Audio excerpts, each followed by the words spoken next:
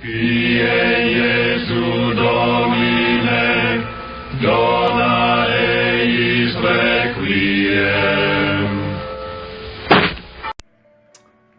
Good morning and happy Friday. Perhaps you remember this phrase from your parents. Sticks and stones may break my bones, but words will never hurt me. I remember those maxims from my mom. Maybe my dad said them too, but I know my mom did. Especially as you entered into public life as a child, you got sent to school, and you had to deal with other kids and their attitudes and problems and home life. And kids can say mean things, because people can say mean things. Kids are just unfiltered. But it's a true statement, except it's not true anymore. Now, sticks and stones may get you hospitalized and your perpetrator unarrested. But now there are a whole bunch of people out there who believe that words hurt them. And I probably made a video about this in the past, but it bears repeating. If you are easily offended, you are a person who has forfeited a lot of their freedom and their autonomy. Now the problem is that offended people have lawyers. Offended people get mobs. Offended people get you fired. Offended people go up the chain if there are people above you in an attempt to make your life miserable because they are offended. I don't like it when people make jokes about pedophile priests. It's a terrible chapter in their life, and it's something that the church must be constantly vigilant against, is the abuse of authority by people in positions of authority and power, which are priests, deacons, popes. I imagine religious sisters are in that group too, and even deacons, although they're Johnny-come-latelys to the show. I don't care for comments by people that have disavowed religion completely and repeat the Karl Marx line that it is an opiate of the masses, that religion is just, the gathering hole of the delusional, the depraved, and the people trying to take advantage of them. I don't like those things. I find that insulting. But I don't get worked up about it.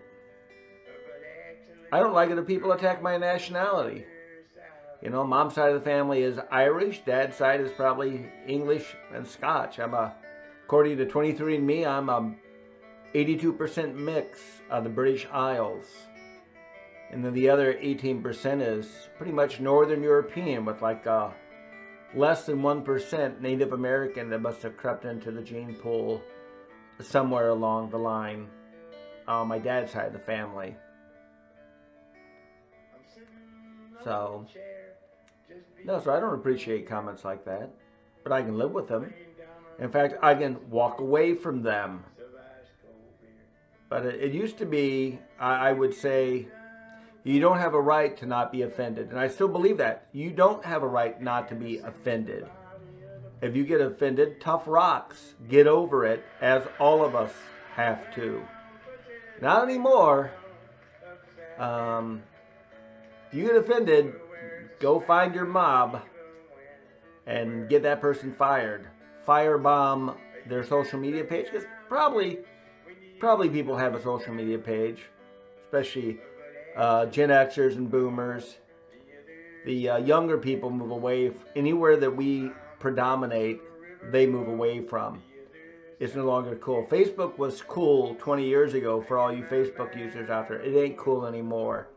Now it's like watching the evening news. I hope all of us realize that. That is how young people view Facebook. This is like watching Walter Cronkite at 5:30. Bunch of old people concerned about stuff that goes on in the world that young people are for the most part disinterested in. But people, get over, examine what makes you offended. There are things that do make me offended, and there are things I will walk away from. If it's offensive, I'm going to walk away from it. If you harass me in my home, you got a problem coming, because I'm going to tell you to get out. and either be calling the police to get you out of my house, or I have the means of removing you myself. But you know, if you're out in public, you're going to find things that offend you. Grow a thick skin and be a happier person. Anyway, God bless and happy Friday, friends. Goodbye.